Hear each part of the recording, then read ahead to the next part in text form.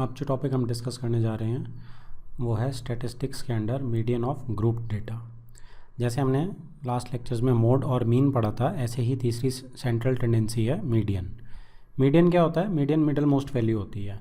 जैसे अगर मैं एक डेटा लेता हूँ 1 2 3 3 4 5 6, तो इसमें 1 2 3 4 5 6 7 आ गई, तो 3 इस साइड की हम छोड़ देते हैं, 3 इस साइड की छोड़ देते हैं। This is my middle most value 3, तो मीडियन मेरा 3 आ गया। तो ये मेरा मीडियन जो है ये मेरा 3 आ गया। तो मिडल मोस्ट वैल्यू लेते हैं हम डेटा की। अब ग्रुप डेटा के केस में, ये तो अनग्रुप डेटा का केस था, this was for ungroup data जो कि हमने 9th में देखा था। तो इसमें आप फॉर्मूले भी हैं, अभी उसमें हम नहीं जाते हैं कि n+1/2 और n-n/2+1 लेते थे। अभी सिर्फ ग्रुप डेटा का देखते हैं। ग्रुप डेटा में क्या है हमारे पास? अब देखिए, इसमें एक बहुत इंपॉर्टेंट कंसेप्ट है क्यूमुलेटिव फ्रिक्वेंसी का। ये क्यों आता है ये हमें समझना पड़ेगा। सपोज़ मेरे पास डेटा है, मार्क्स वाला डेटा है, 0 से 10 मार्क्स जो हैं वो 5 स्टूडेंट्स के आए हैं, 10 से 20 3 स्टूडेंट्स के आए हैं, और 20 से 30 4 स्टूडेंट्स के आए हैं। ऐसे डेटा पूरा दिया हुआ फ्रीक्वेंसी और मार्क्स। अब आपको मीडियन निकालना है। अब मीडियन निकालने के लिए क्या चाहिए? अभी हम एक फॉर्मूला डिस्कस करते हैं मीडियन का, और जो फॉर्मूला होगा उसके बेस पे आपको आगे बताएंगे। जैसे मीडियन है, मीडियन का फॉर्मूला क्या है? मीडियन का फॉर्मूला जैसे मोड का देखा था उसी टाइप का है, L + n/2 - CF। ठीक है, यहाँ मैं एक नॉट लगाना चाहूँगा, अपॉन F1 × H। तो अब ये क्या है? अब यहाँ पे जो वैल्यूज़ हैं आपको पता है L क्या होता है।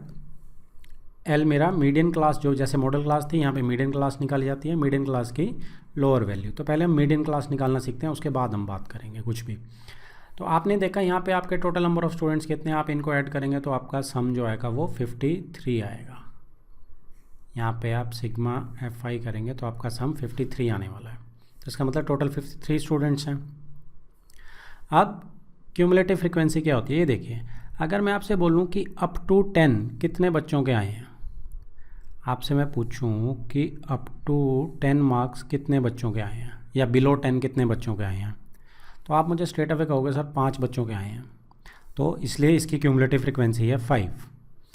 अब आप कहोगे कि 10 से 20, अगर मैं आपसे पूछता हूँ कि अप टू 20 या बिलो 20 कितने बच्चों के आए हैं, बिलो भी लगा सकता हूँ मैं, अप टू की जगह मैं बिलो भी लगा सकता हूँ।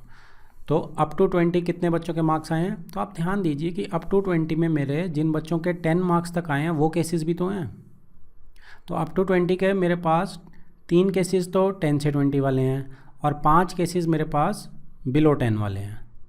तो अप टू 20 में बिलो 10 वाले केसेस भी आ जाएंगे, और मेरे अप टू 20 वाले केस कितने हो जाएंगे? 3 + 5 यानी कि 8।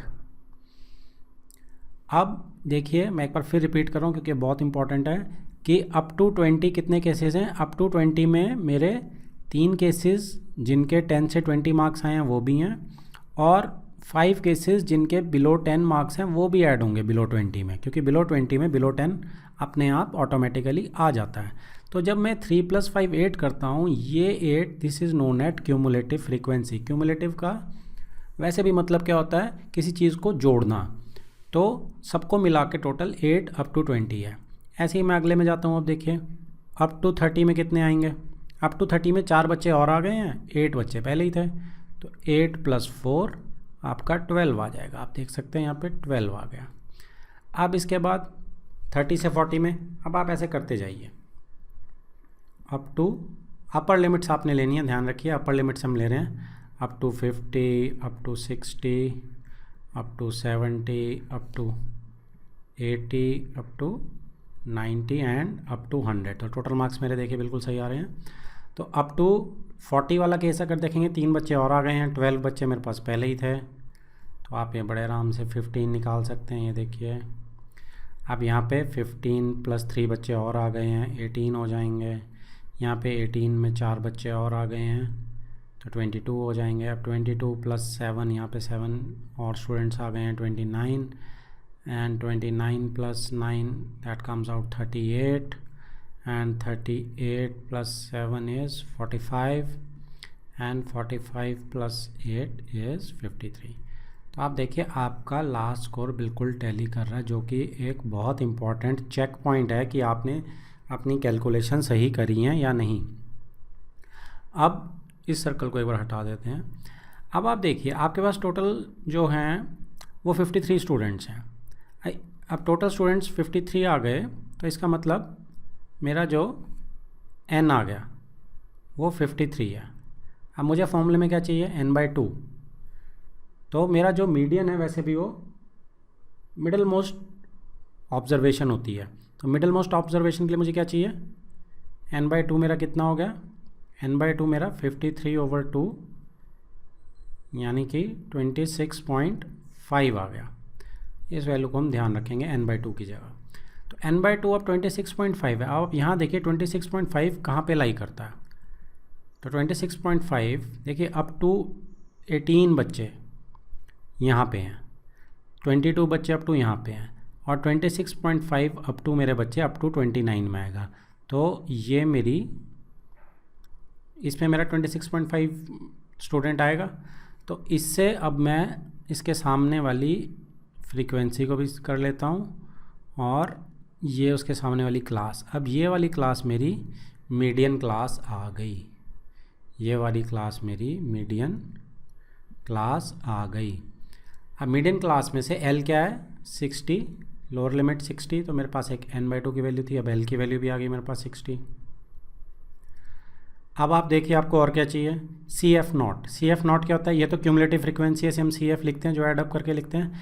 ये तो है मेरी CF1, इससे पिछली क्लास की मेरी होती है CF0। मैंने नोट इसलिए लगाया कि पिछली बार भी नोट हमने प्रीसीडिंग को लिया था, तो प्रीसीडिंग जो हमारी CF0 होगी वो क्या हो गई हमारी, वो हो गई 22।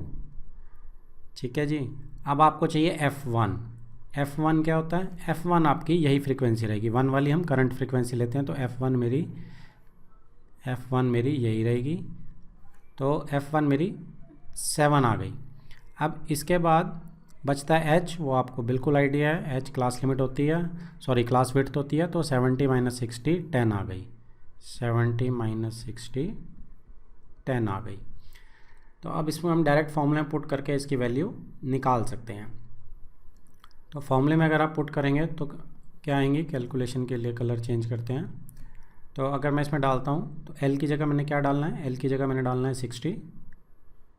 तो राइट हैंड साइड को सॉल्व कर रहा हूँ मैं, 60 प्लस n/2 मेरा 53/2 डालिए, चाहे 26.5 डायरेक्ट डाल सकते हैं यहाँ से आप। CF0 आपने देखा 22 है, F1 आपकी 7 है, और into H this is your 10। तो 60 प्लस 26.5 माइनस 22/7 इंटू 10। जब आप इसे सॉल्व करोगे तो ये 60 प्लस 45/7 आ जाएगा सॉल्व होकर, क्योंकि पॉइंट डेसिमल 10 से मल्टीप्लाई होगा तो यहाँ। अब आप इसका LCM लेके निकालेंगे और डिवाइड करेंगे, मैं फाइनल आंसर लिख रहा हूँ, ये आ जाएगा 66.4। तो ये आपका मीडियन आ गया। अब आप सेंट्रल टेंडेंसी के हिसाब से देखें 67.4 कहाँ है, 66.4 एग्जैक्टली इसी क्लास में 66.4। तो मैं इस पूरे डाटा को किससे रिप्रेजेंट करता हूँ, 66.4 से। इसका मतलब क्या हुआ, इसका मतलब ये हुआ कि 50%, क्योंकि ये मिडल मोस्ट वैल्यू है, 50% बच्चों के मार्क्स इससे कम हैं और 50% बच्चों के मार्क्स इससे ज़्यादा हैं। तो ये मीडियन का मतलब होता है। तो आपके पास ये अगर आप लिखना चाहें तो इनकी वो लिख सकते हैं, यहाँ L के आगे आप डाल के लिख सकते हैं कि L मेरी लोअर लिमिट है, जैसे आपको पता है लोअर लिमिट किसकी है, ये मीडियन क्लास की है। जो मीडियन क्लास आपने n/2 से निकाली, मीडियन क्लास की लोअर लिमिट है। CF0 जो है वो प्रीसीडिंग क्यूमुलेटिव फ्रीक्वेंसी है, प्रीसीडिंग क्यूमुलेटिव फ्रीक्वेंसी है। और F1 जो मेरी मीडियन क्लास की फ्रीक्वेंसी है, फ्रीक्वेंसी मीडियन क्लास की ही है, और H आपका क्लास साइज़ है। तो इस तरीके में आप मीडियन निकाल सकते हैं।